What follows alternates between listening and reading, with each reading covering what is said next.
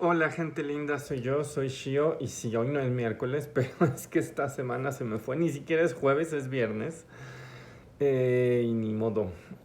Hubo así cualquier cantidad de actividades y entonces cuando ya eran las 12 de la noche dije, bueno, claramente he fracasado, lo haré mañana y llegó el jueves y entonces pasó exactamente lo mismo y dije, oh, he vuelto a fracasar. Pero bueno, ni modo, es viernes, son las 6:00 de la tarde, pero no quería dejar de hacer este video. Y este video es sobre una cosa que de hecho supongo que muchas de aquí van a decir, ah, con razón todo esto era tan confuso. Y tiene que ver con una cuestión que tiene que ver con lenguaje, con referencia eh, y con una pregunta muy sencilla que quiero ilustrar con una anécdota. Hace unas semanas un colega me llama y me dice, oye, tengo una duda muy obvia, pero no sé cómo resolverla. Dice, tenemos que hacer un cuestionario para nuestros estudiantes y queremos preguntar si son hombres o mujeres o personas no binarias, pero ya no sabemos qué les estamos preguntando. ¿Les estamos preguntando el género o les estamos preguntando el sexo? Entonces, él me hace esta pregunta y le digo, bueno, es una pregunta que parece fácil, ¿no? Le digo, yo lo que te diría es que digas que les estás preguntando el género y que hay básicamente tres opciones y una especie de cuarta opción de no quiero decir, no voy a revelar la información, ¿no? Y le digo, yo diría que preguntes hombre, mujer o no binario. Y si preguntas eso, estás hablando de género. Y ahí puede decir la gente. Y me acuerdo que en algún momento estaba con Lea y con mi mamá. Y que de repente les cuento esto, ¿no? Les cuento esta anécdota. Y les digo, es que este investigador decía que cuando él era muy joven, género era masculino y femenino y sexo era hombre y mujer. Y entonces voltea a Lea y dice, ¿qué? ¿Cómo es posible eso? Y de hecho voltea a mi mamá y le dice, sí, dice, es cierto, cuando yo tenía 20 años nos enseñaban que género eran masculino y femenino y sexo era hombre y mujer. Dice, y ahora resulta que medio siglo más tarde resulta que sexo es masculino y femenino y género es hombre y mujer. Y entonces me dice, Lea, ¿qué? ¿Pero cómo es posible eso? ¿Pero por qué? ¿Por qué en 50 años cambió y se invirtieron las categorías? ¿Qué pasó? Y este video es un poco una indagación de por qué creo que pasó eso. Y de hecho querría yo decir que esto no es solamente una peculiaridad, digamos, de cosas que le han pasado quizás al español o algo así, ¿no? Los idiomas en general, en las categorías que tienen que ver con sexo y género, en los últimos años han experimentado muchos cambios. Por ejemplo, hace poco estaba yo viendo una discusión en el inglés donde un montón de gente trans se quejaba de cómo en el inglés los términos male and female generan muchísima confusión.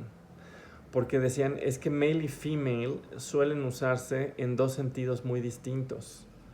Se suele hablar de male and female, por ejemplo, en el contexto de la biología, y ahí claramente remite a sexo. Pero cuando le estás preguntando a la gente, muchas veces lo que le quieres preguntar con male y female no es su sexo, sino lo que le estás preguntando de alguna manera es su identidad de género, si es hombre y mujer. Y entonces decían, el problema que tenemos con los términos male y female en inglés es que mucha gente no se da cuenta que hay una ambigüedad y alguien va a decir, pero en realidad hay una ambigüedad, y les voy a tratar de decir, sí la hay, pero quizás nos hemos tardado mucho tiempo en ver que hay una ambigüedad. Y entonces la gente dice, claro, si male y female se usan en la biología, quiere decir que cuando hablamos de estos rasgos estamos hablando de elementos que finalmente son biológicos, que están allí, que no son culturales, y entonces toda esta gente que dice que sí, pues está loca, ¿no? Y se quejaban mucho de que en el inglés, pues que eso pasa. A ver, me hago para atrás y para que me Vean. Se quejaban de que eso pasa en el inglés, de que male y female están generando una confusión constante. Y lo que quiero mostrar es que cuando de hecho decimos hombre y mujer en español, ha habido un cambio. Porque en efecto, si ustedes ven, hace 50 años o hace más tiempo, en efecto, el sexo se respondía a hombre y mujer. Y el género solía entenderse cuando te estaban preguntando eso, normalmente estaban hablando del género gramatical de las palabras. Entonces te decían, tal palabra tiene género gramatical masculino, tal palabra tiene género gramatical femenino. Pero lo que pasa es que se han enriquecido un montón los términos con los que hablamos de sexualidad, de género y cuerpo, y eso sí ha llevado a una transformación en sus usos y a darnos cuenta de que había ciertas ambigüedades. Y de hecho no es fácil decir que los usos que tenemos eran los únicos posibles, porque habrían podido haber otras, digamos, soluciones. Lo digo porque, por ejemplo, todavía en muchas encuestas, cuando reflejan los datos y ponen hombre y mujer, hay gente que dice lo que les estás preguntando a estas personas es su género, y hay gente que dice no, lo que les estás preguntando a estas personas es su sexo. Y entonces, de hecho, ni siquiera a la hora de construir un censo hay una claridad de qué es lo que estás preguntando cuando las respuestas son hombre y mujer. Ahora, ¿por qué yo digo que son géneros y no sexos? ¿Y por qué yo digo que sexo es masculino y femenino? Porque yo lo que diría es, a ver, entiendo que sí tuvimos un cambio semántico en los últimos 70 años, pero creo que las definiciones actuales se pueden justificar. ¿Por qué?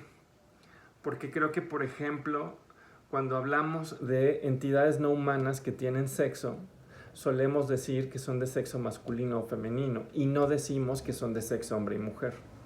Es decir, la categoría sexo como una categoría que existe afuera del ámbito de lo humano suele decir que tienes dos sexos en el entendido de que normalmente estás pensando en dos gametos, que son espermatozoides y ovocitos, y ahí entonces sexos serían dos en tanto gametos, y eso es algo que ocurre en seres humanos, en mamíferos, aves, reptiles, peces, anfibios, en un montón de especies, en las plantas, por ejemplo, en algunas algas. En ese sentido, cuando usas esa categoría, pues no dices que esa alga es hombre, ese puerco es hombre. Bueno, eso lo dice la gente, pero está diciendo otra cosa. En realidad, las categorías que usamos para hablar del sexo como un fenómeno que está presente en millones de especies son masculino y femenino, no hombre y mujer. Y cuando estamos hablando de las identidades de género humanas, estamos hablando de un fenómeno que ocurre esencialmente en el ámbito del ser humano, que es la construcción de una identidad que se autoadscribe. Y como un fenómeno exclusivamente humano, esas categorías que nos autoadscribimos son hombre, mujer y no binaria, por lo menos en Occidente. En otros lados puede que haya otras. Entonces, dada esa explicación que estoy tratando de dar, lo que yo diría es, sí, cuando preguntamos sexo, preguntamos si es masculino y femenino, porque nos estamos tratando de remitir, básicamente, a una cuestión aparentemente universal que tiene que ver con el tipo de gametos producidos. Y cuando estamos preguntando género, lo que queremos saber son las identidades de género de las personas. Y que por eso ahora género significa hombre, mujer y no binario, y sexo significa masculino y femenino. Pero ojo, ahora sí que la historia se va a hacer más enredosa, porque en realidad la palabra sexo no necesariamente se tiene que entender remitiendo a los gametos. Y de hecho, históricamente, de eso es algo muy fuerte. Evidentemente no sabíamos que había gametos masculinos y femeninos, léase ovocitos y espermatozoides, sino hasta muy recientemente en la historia de la biología. Estamos hablando que la teoría celular es del siglo XVIII. La teoría celular es del siglo XVIII, les decía yo. Del siglo XIX. La teoría celular y la teoría de la evolución, como las dos grandes teorías de la biología, son del siglo XIX. Y en ese sentido, nuestro entendimiento, por ejemplo, de que había un sexo a nivel gamético, en realidad tiene que ver con desarrollos que se empezaron a dar ahora sí en la microscopía, por ejemplo, en el siglo XVIII. Ahí sí, desde el siglo XVIII, empezamos a detectar que había una serie de células muy interesantes en los fluidos seminales. Pero ¿a qué viene todo esto? Que cuando la gente empezó a hablar de sexo, no estaba hablando de gametos, estaba hablando de cuerpos sexuados. Es decir, el primer uso en términos históricos del sexo es en términos de cuerpos sexuados. Y cuando decían que había cuerpos sexuados, masculinos y femeninos, evidentemente no estaban pensando, porque aún no había microscopía, porque aún no había teoría celular, porque aún no había todo el conocimiento que tenemos ahora, no estaban pensando en gametos, estaban pensando en arreglos corporales a nivel de morfología. Entonces, resulta que a la postre se genera una ambigüedad en la palabra sexo, porque los usos históricos de la palabra sexo tienen que ver sexo como cuerpo sexuado. Y ahí sí, lo que vemos es que tipos de cuerpos sexuados hay más de dos. Y aquí estamos hablando no solo de seres humanos, sino del reino animal y el reino vegetal. Y miren, con los demás no nos metamos porque son muy confusos, pero arreglos corporales sexuados, por supuesto que a lo largo y ancho de la biología hay un montón. Porque tú puedes tener organismos que tienen simultáneamente los dos sexos, puedes tener organismos que a lo largo de su vida tienen los dos sexos, pero no en un mismo momento, o sea, primero pueden tener uno y luego otro. Puedes tener, por ejemplo, en las plantas, esto es verdaderamente una celebración de la diversidad. Puedes tener árboles que tengan flores que tienen ambos sexos, mientras que otras flores tienen solamente un sexo. O sea, la cantidad de arreglos sexuados en los cuerpos de los animales y de las plantas es muchísimo mayor al que cabría en decir que hay dos tipos de cuerpos sexuados. Pero justamente cuando empezamos a tener un conocimiento de la evolución y empezamos a tener un conocimiento de los gametos, esto justamente lleva a desplazar la referencia del término sexo para que ya no estemos hablando de cuerpo sexuado, sino que estemos hablando de gametos. Y empecemos a fijar la referencia del término sexo, ya no en la morfología en general, sino que hay un intento moverlo a los gametos, pero el problema es que la historia semántica del término, pues ahí está. Entonces es un término que nació refiriéndose a una cosa que una enorme parte de su historia tiene que ver con esa parte de que sexo remitió durante siglos y siglos y siglos a cuerpo sexuado. Y solo recientemente, y una parte de la biología ha tratado de mover ese referente para que sexo sea gametos. Entonces, ¿qué pasa? Que en realidad tienes una historia donde ese término sexo tiene una ambigüedad semántica fuerte. Entonces, por eso pasa que mucha gente dice, no, sexo solamente hay dos, porque solamente hay dos gametos. Y hay gente que dice, no, pero sexo solamente no hay solamente dos, porque hay más formas de cuerpo sexuado. Y ahí es que no están discutiendo lo mismo cuando están hablando de cuerpo sexuado que cuando están hablando de gametos. Y la cosa se va a poner, por supuesto, más complicada porque a lo largo de la historia, pues no teníamos claro que a veces estamos preguntándole a la gente el sexo y a veces le estamos preguntando a la gente su identidad de género. Ay, ya me cansé. Necesito una banquita. Resulta que no teníamos claro a lo largo de la historia de la humanidad qué era lo que le estábamos preguntando a la gente. Y en realidad cuando usábamos categorías como hombre y mujer, esas categorías en realidad tenían una referencia a varias cosas al mismo tiempo. Porque desde luego parte de su referencia era hacia la anatomía, pero por supuesto parte de la referencia también tenía que ver con el hecho de cómo se nombraba la persona, pero también tenía que ver con cómo esa sociedad entendía los significados de hombre y mujer como también anclados en un orden social. Entonces resulta que todo eso es parte de la historia de estos conceptos. Y cuando tienes conceptos que tienen una complejidad así, pasan cosas feas cuando tratas de hacer así como en Wikipedia el disambiguation, ¿no? Porque en realidad se va a generar una enorme polémica sobre si la manera en la que estás tratando de separar eso era la correcta, pero a lo que quiero ir es que, por ejemplo, en la historia de la ciencia ya nos ha pasado que a veces creemos que tenemos un término que tiene un referente muy claro y que luego nos damos cuenta que había dos maneras muy distintas, quizás, en las que eso podía entenderse. Por ejemplo, en la física, la noción de masa, que seguramente todo el mundo se acuerda de sus clases de secundaria, donde le decían, la noción de masa es distinta que la noción de peso, porque el peso cambia de acuerdo al planeta en el que estés, y en ese sentido, si estás en la Luna, tu peso es mucho menor, si estás en Marte, tu peso es un poco menor, y si estás en Júpiter, tu peso sería tanto que te aplasta, ¿no? Y entonces resulta que el concepto de peso muestra que hay una variación contextual, pero que la noción de masa no es tan contextual, que de hecho la noción de masa en realidad ya no la podrías medir como con el peso, sino con lo que se llama la masa inercial, que es cuando, por ejemplo, agarras un resorte y lo aprietas, lo aprietas, lo aprietas, suponiendo que estás, por ejemplo, en el espacio y pones una masa de 5 kilogramos,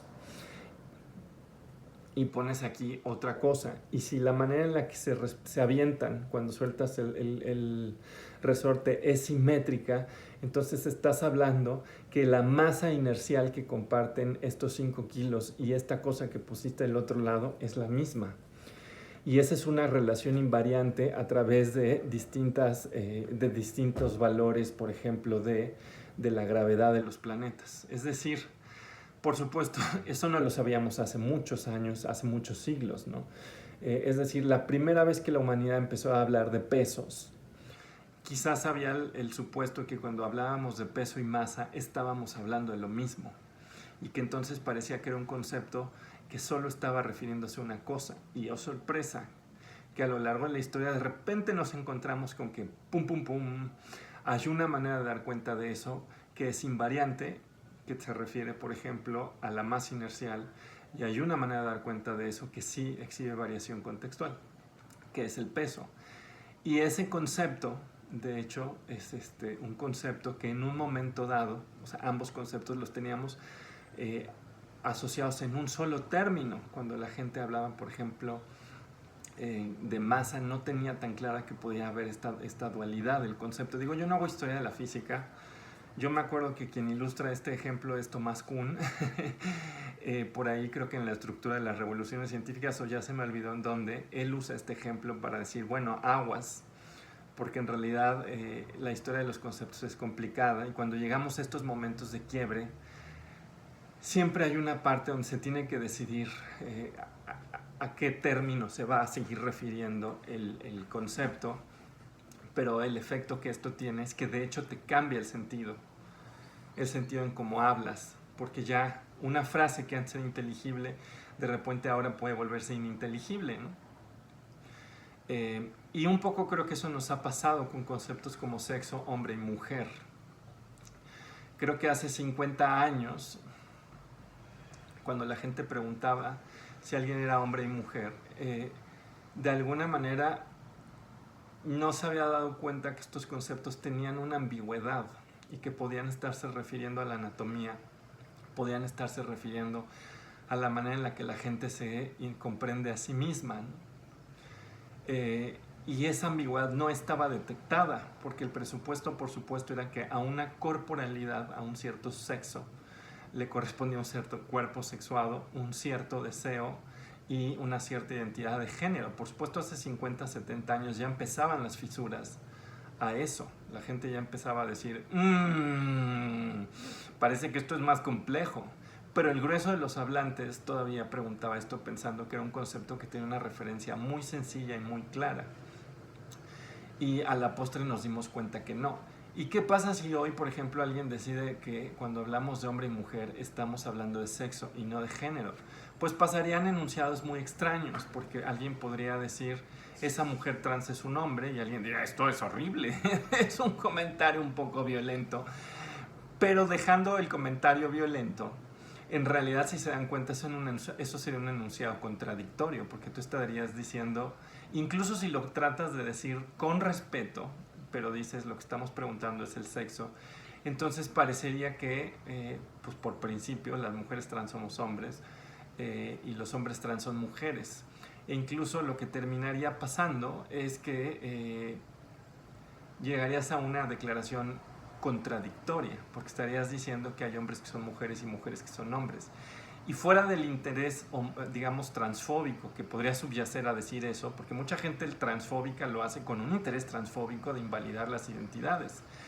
Pero si tú genuinamente dices que hoy las categorías de hombre y mujer son categorías de sexo, entonces no tienes manera de evitar comprometerte con la frase de que los hombres trans son mujeres y las mujeres trans somos hombres, y llegar a una conclusión curiosa, y es que algunos hombres son mujeres y algunas mujeres son hombres, lo cual parece contradictorio. Es decir, parece que para evitar que tu lenguaje engendre una contradicción como esa, lo que haces es que desplazas las categorías y ya no son categorías de sexo, son categorías de género. Pero ese desplazamiento semántico finalmente lo haces para tratar de preservar cierta consistencia con el uso de las palabras. Pero esa reforma solo tiene sentido cuando te das cuenta que había una ambigüedad en lo que estabas preguntando. Y eso es algo que, por ejemplo, en los años 50 no estaba tan extendido. Quizás lo sabían en algunos pocos lugares del mundo que estaban investigando el tema de la identidad de género, pero en muchos otros lados no lo sabían. Y aquí, por ejemplo, alguien podría decir, bueno, ¿y por qué no nos quedamos simplemente con que las palabras hombre y mujer fueran categorías que refirieran a sexo e inventamos nuevas categorías para género? Bueno, pues yo lo que les diría es que eso ya no pasó. Y de hecho, por ejemplo, tengo un amigo australiano que trabaja filosofía de la raza que se llama Adam Hochman, que con respecto a la raza dice, oigan, muchas veces hay personas que lo que dicen es que todas estas ambigüedades conceptuales habría que resolverlas tratando de apelar a teorías en filosofía del lenguaje acerca de cómo opera la referencia de los términos. Y él lo que dice es, pues resulta que la filosofía del lenguaje no nos va a dar ninguna solución porque tienes, por ejemplo, distintas teorías de la referencia en la filosofía del lenguaje. Y él pone, por ejemplo, dos que son las más conocidas. Una teoría que apela, digamos, a descripciones que hay que satisfacer. Y otra teoría que tiene que ver con, digamos, la historia causal de los términos. O sea, cómo van cambiando a través de la historia los usos y cómo unos usos se encadenan con otros usos. Y él lo que dice en el contexto de la raza, por ejemplo, es que si queremos definir raza en términos como cualquier cosa que satisface la definición del siglo XVIII de raza, que eran estos grandes grupos humanos que tenían aparentemente una realidad biológica, pues entonces no hay ningún término real que refiera a eso. Pero que si tú usas la otra categoría, entonces tendrías que reconocer que ese uso dieciochesco del concepto de raza se movió, que ha habido una deriva semántica. Dice, y entonces no puedes resolver desde la filosofía del lenguaje cómo habría que usar la noción de raza, por ejemplo, si lo que quieres hacer es usar a la filosofía del lenguaje y las teorías de la referencia para decir cuál es la referencia correcta, porque en realidad hay varias maneras de hacer eso y están en pugna entre sí. Y si alguien quisiera hacer lo mismo con categorías como sexo, género, hombre y mujer, pues lo que podríamos decirle es que desde estas teorías histórico-causales de la referencia, pues lo que ha pasado es que la semántica de términos como sexo, género, hombre y mujer ha ido derivando de manera constante a través de la historia. Y que esa deriva semántica es parte de la transformación natural del lenguaje. Todo el lenguaje experimenta transformaciones y deriva semántica. Y algunas veces simplemente pasa pues, por azar, pero hay otras veces que tiene que ver con maneras en las que la sociedad se encuentra con una ambigüedad y la resuelve a través de una reforma lingüística. Y en cierto sentido eso es lo que pasó con el hecho de que hace 50 años, cuando decían hombre y mujer, estaban hablando de sexo y ahora estamos hablando de género. Y entonces por eso de repente gente que como mi madre o este colega me decían, pero es que cuando yo estaba en la secundaria estas categorías eran categorías de sexo, ¿por qué se volvieron categorías de género? Y es porque nos encontramos con que eran categorías ambiguas que de alguna manera tenían una referencia doble. Y la manera en la que hemos escogido que operen ahora una gran parte de los hablantes es que sean categorías de género y que las categorías de sexo sean masculino y femenino, pero ya no entendido como antes eran que géneros gramaticales, sino sexo masculino y femenino entendidos en la idea de algo que predicas de distintos organismos sobre todo organismos no humanos, donde claramente no vas a decir ese árbol es hombre, porque eso sería un absurdo, ¿no? Pero bueno, ya divagué muchísimo. Voy a continuar con mis invitados a lo largo de este periodo largo, que todavía le queda este año, que son 4 meses, agosto, septiembre, octubre, noviembre, 5 meses. Ya no sé cuánto nos falta. Pero bueno, nos vemos en poco menos de una semana y este fue un video muy debrayante. Bye bye.